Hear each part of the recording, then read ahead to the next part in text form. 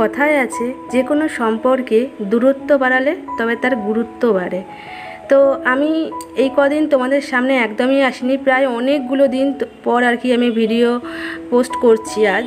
তো আমি তোমাদের কাছ থেকে অনেকটা আর কি সরিয়ে নিজেকে নিয়েছিলাম, কারণ কিছু একটা অসুবিধার জন্যই আমি নিজেকে সরিয়ে রেখেছিলাম। মাঝে মাঝে হয় না যে কাজ করতে মন চায়, একটু একা থাকতে ভালো লাগে, সেই রকমই ঠিক আমার পরিস্থিতিটা হয়েছিল।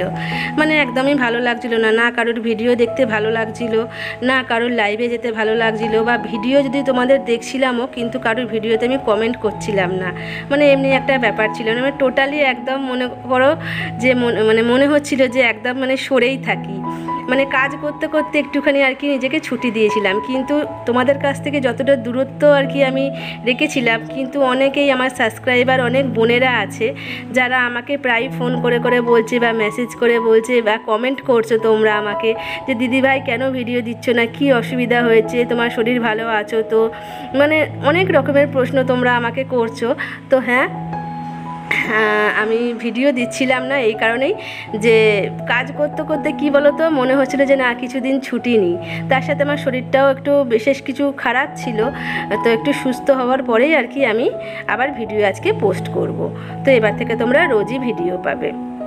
তো এই যে সকালবেলায় উঠে নিয়ে দেখো সমস্ত কাজকর্ম করছি, তার আগে তো তোমাদের গুড মর্নিংই বলা হয়নি। তো গুড মর্নিং বন্ধুরা, কেমন আছো তোমরা সবাই? আশা করি সবাই খুব ভালো আছো। আমার আরও একটি নতুন ব্লগে তোমাদের সবাইকে স্বাগত। তো সকালবেলায় উঠে সমস্ত কাজকর্ম সারছি, আর আজকে হচ্ছে শুক্রবার।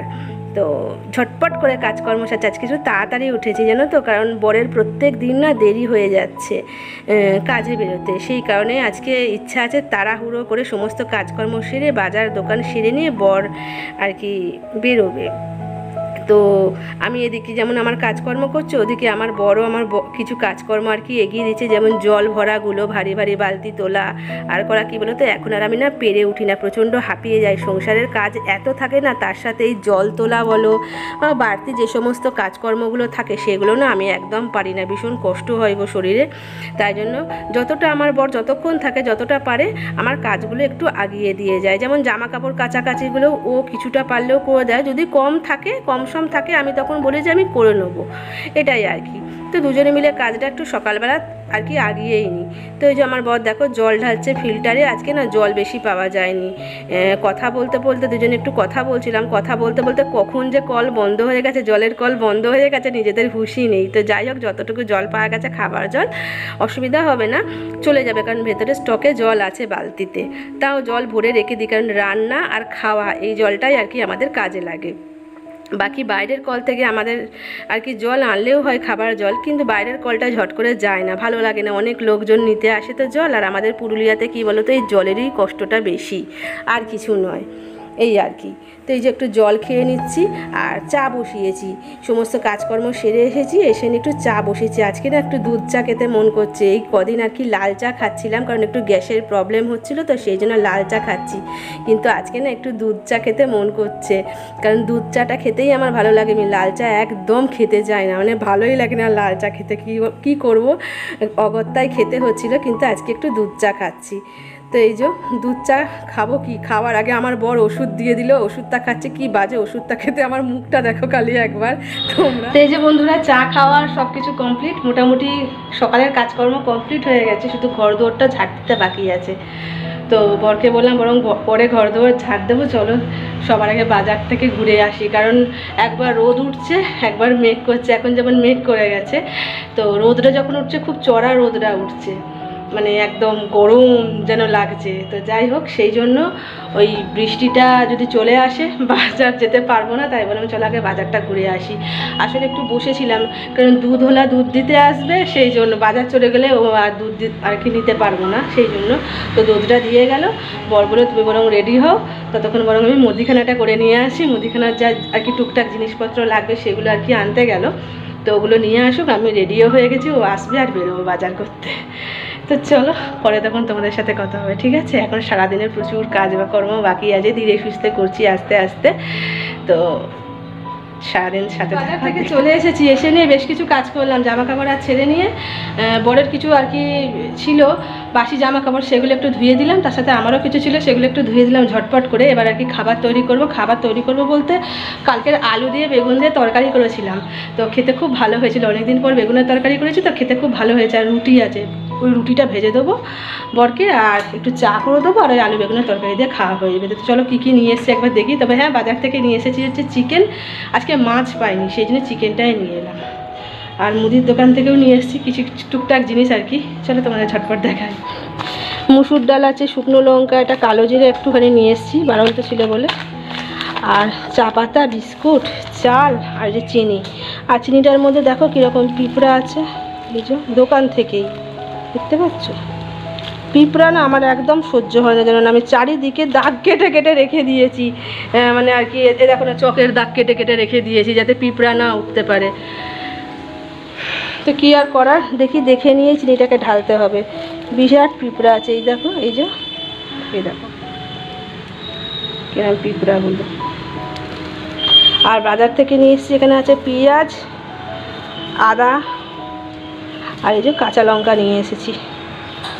আর এখানে আলু, আর চিকেনটা ওই যে বেসিনের মধ্যে রাখা আছে, কালো প্যাকেট দেখতে পাচ্ছ, এই যে ধোয়া পরিষ্কার পরে করব এটা। সবার আগে খাবারটা বরং বরকে করে দিই। এখন বাজে ওই যে দেখতেই পাচ্ছ, আর ছাদটা দিয়েছি খুলে যাতে একটু আলো হয়, বাইরে রোদটা ভালোই আছে। সব জামা কাপড় দেখো বের করে দিয়েছি বাইরে, একটু রোদ পেয়ে নিয়ে সব জামা কাপড় বাইরে বার করে দিয়েছি। এত বৃষ্টি হচ্ছে, তাও গরমে যেন জীবনটা এবারে অস্থির অস্থির লাগছে। আমার মুখ চোখের অবস্থা বুঝতে পারছো, বাইরে থেকে যেহেতু ঘুরে এসেছি একদম বিরাট কষ্ট হচ্ছে। তো দেখি খাবারটা করে নিয়ে একটু হাওয়াতে বসবো। এখন মানে একদম বসারও সময় নেই, একটু বসবো তো বরের দেরি হয়ে যাবে, এরকম একটা পরিস্থিতি। তো চলো ঝটপট করে কাজগুলো করে নিই, বুঝলে, তোমাদের সাথে তখন সে পরে কথা হবে। এই যে বর তো খাওয়া দাওয়া করে নিয়ে বেরিয়ে গেছে ওর কাজে, আমি এবার আমার কাজে আবার লেগে পড়েছি, যে বাকি কাজগুলো আছে। একটু না ছাদে গাছগুলোতে জল দিচ্ছি, বৃষ্টি হলেও কি বলো তো, গাছগুলো টবের মধ্যে আছে, তো টব বলতে ছোট ছোট জায়গায় কেটে নিয়ে আর কি তার মধ্যে মাটি দিয়ে গাছগুলো বসিয়েছি। তো যেহেতু মাটি থেকে একদম ডাইরেক্ট মাটিতে বসালে যেমন ওরা জল শুষে নেয় মাটি থেকে, এটা কি বলতে আমি জল দিলে তবেই, আর না হলে বৃষ্টি পড়লে তবেই এরা জল পাবে, এই আর কি। আর গাছগুলো একটু একটু হেলে গেছে, সেই জন্য এগুলো ঠিক করে দিচ্ছি, হাওয়া দেয় তো। আর দেখো আমার গাছে কত ফুল ফুটেছিল, এই গাছগুলো তোমরা ছোট ছোট দেখেছিলে না, দেখো কত, এই কদিনে যে আমি আর কি ভিডিও আর দিইনি, দেখো কত আর কি ঝাড় হয়েছে গাছগুলো, তার মধ্যে অসংখ্য ফুল হয়েছে, নীল অপরাজিতা, সাদা অপরাজিতা, একদম ভরে আছে গাছগুলো ঝাঁকের ভেতরে ভেতরে, জানো না। আর গাছের গোড়াগুলোতে একটু তুলসী গাছের দানা ছড়িয়েছিলাম, ছোটো ছোটো তুলসী গাছের চারাও আর কি বেরিয়েছে, সেগুলো তোমাদের দেখানো যাবে না, একদম টবের তলায় আছে আর কি ওগুলো।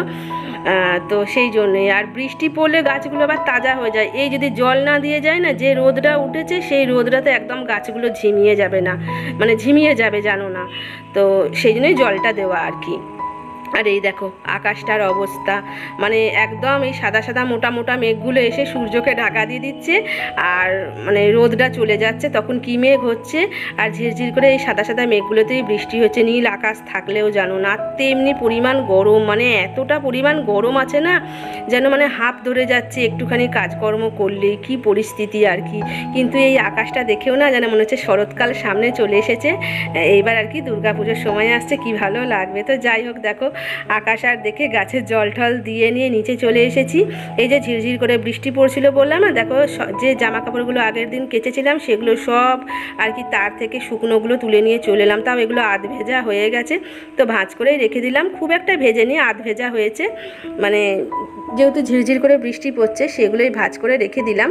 ও গরম আছে ভেতরে, আর হালকা হালকা শুকিয়ে যাবে, কোনো অসুবিধা হবে না। তারপরেই দেখো আমি এই যে ঝাঁটার দিয়ে নিচ্ছি, তারপরে একটু মোছামুছি করব, করে নিয়ে কিছু বাসন আছে সেগুলোও ধোয়াধুয়ি করবো, বাকি যে সমস্ত কাজগুলো আর কি আছে করে নিয়ে যাব স্নান করতে। স্নান করে এসে পুজো করব, পুজো করে রান্না বান্না, মানে এখন বিরাট কাজের লাইন আছে, পরপর লাইন। তো ঘরটা ভালো করে ঝাড় দিয়ে নিই, ঝাড় দিয়ে তারপরে যাব হচ্ছে এই যে বারান্দাটা ঝাড় দিয়ে দিচ্ছি।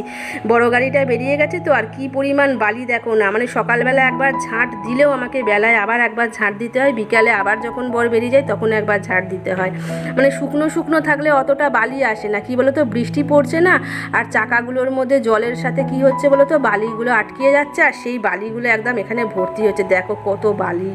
তো এইগুলো জড়ো করে রাখছি, তারপরে নতুন ঘরটা ঝাঁট দেবো, ঝাঁট দিয়ে এগুলো তুলে নিয়ে ফেলে স্নান করতে যাব। তো এই যে স্নান করেও দেখো চলে এসেছি, বেশ কিছুক্ষণ পর সমস্ত কাজ গুছিয়ে নিয়েছি, নিয়ে স্নান করে এই যে দেখো এসে নিয়ে আগে পুজো দিয়ে নিচ্ছি। আজকে অনেক ফুল ফুটেছিল, তোমাদের দেখালাম না, সব ফুল তুলে নিয়ে এসেছি। আর এখন এমন হয়েছে যে দেশলাই কাঠিগুলো না একদম মানে মানে নেতিয়ে যাচ্ছে, মানে জ্বলছেই না। তো আমি কত কষ্টে যে জ্বালালাম মানে প্রদীপটা, যে কি আর তোমাদের বলি। নতুন দেশলাই কাঠিগুলো সেইগুলো মানে একদম জ্বালানো যাচ্ছে না, জানো না। তো এই যে একটুখানি ধূপ আর ঘুরিয়ে নিচ্ছি প্রদীপ, তারপরে আর কি শাঁখ বাজিয়ে দেবো। তো এই যে শাঁখটাও বাজিয়ে নিচ্ছি, তারপরে চুল আঁচড়াবো, আঁচড়ে ঠাচড়ে নিয়েই ভাবছি একবারে ভাতটা বসাবো। তারপর দেখি যদি দেরি হয়ে যায় তো আগেই না হয় ভাতটা বসিয়ে দেবো। তো এই যে দেখো পুজো দিয়ে নিয়ে দেখছি দেরি হয়ে গেছে, তো আগেই ভাতটা বসিয়ে দিই, বসিয়ে দিয়ে না হয় তারপরে চুল আঁচড়াবো, সিঁদুর নেবো, এইসব আর কি কাজকর্মগুলো করবো। মানে এতটা পরিমাণ সময়ের সাথে পেরে উঠি না গো আমি। তারপরে শরীরটা যেহেতু খারাপ করেছিল না, যে হুট পাটিয়ে যে কাজটা করব না, যেন পারছি না আমি। তো সেই জন্যই আস্তে ধীরে সুস্থে কাজ করছি। আমার বর তো হাজারবার ফোন করে করে বলছে যেটা করতে পারবে না সেটা রেখে দেবে, সব কাজ যে করতেই হবে এমন কোনো মানে, যদি রান্না করতেও ভালো না লাগে তো রান্না করারও দরকার নেই, যা হোক কিছু না হয় খেয়ে নেবো, কিন্তু সুস্থ থাকো, এটাই আর কি বলছে। আসলে এই শরীর খারাপটাই না আমার বর ভীষণ ভয় পেয়ে গিয়েছিল, জানো না। ওই কারণে কি বলো তো ও সারাক্ষণ আর কি ফোন করে করে জিজ্ঞাসা করছে, যেহেতু বাইরে আছে কাজ করছে, ও যেন আর কি মাথাটা যেন বাড়িতেই রেখে গেছে, এরকম একটা পরিস্থিতি সারাক্ষণ। তো একটু খিদে পেয়েছিল, সকালবেলা বরের সাথে খাবার খেয়েছিলাম, অল্প একটুখানি খেয়েছিলাম, সেদিন একটু দুধ মুড়ি খেয়ে নিলাম, একটু দুধটা গরম করে। আর তারপরে দেখো বাজার থেকে তো চিকেন নিয়ে এসেছি, তোমাদেরই বললামই। তো চিকেনটা আমি ধুয়ে নিয়ে স্নান করতে গিয়েছিলাম, ফ্রিজে ছিল, ফ্রিজ থেকে বার করলাম, আর সমস্ত চিকেনের জিনিসপত্র আর কি যেগুলো দেবো সমস্ত সরঞ্জাম রেডি করে দেখো আলুটা ভেজে নিয়ে তুলে রেখে দিলাম ওদিকে। আর এদিকে পেঁয়াজ কুচিটা তেলের মধ্যে দিলাম, দিয়ে নিয়ে একটু নুন আর একটু হলুদ দিয়ে নিয়ে ভাজা ভাজা করব, তারপরে মশলাটা পেস্ট করব। যেহেতু আর কি আমি হলুদটা আগে দিয়ে নিয়ে আলুটাই ভেজেছি, তাই না হলুদটা একটু কমই দেবো, এখন খুব একটা বেশি দেবো না হলুদটা, নাহলে আবার বেশি হলুদ হয়ে যাবে। আর আমি চিকেন রান্নাটা শেয়ার করছি না, এর আগেও আমি চিকেন রান্না আমার চ্যানেলে দেওয়া আছে অনেকগুলো ভিডিও, তোমরা চাইলে দেখে নিতে পারো। তাই এই যে দেখো অল্প করে হলুদটা দিলাম, তো নুন আর হলুদটা দিয়ে পেঁয়াজটা ভালো করে মজিয়ে নেব, তারপরে এই পেস্ট মশলাটা মিক্সিতে করে নিয়েছি, এই যে মিক্সির জারটাই আছে সেটা তারপর দিয়ে কষবো। তো এই যে দেখো চিকেনটা ধুয়ে রেখে দিয়ে গিয়েছিলাম। আজকে চিকেনটাতে না প্রচুর পরিমাণে আর কি চর্বি আছে, তো আর সাইডে একটুখানি মেটে নিয়েছি, আমার বর মেটেটা খেতে খুব ভালোবাসে।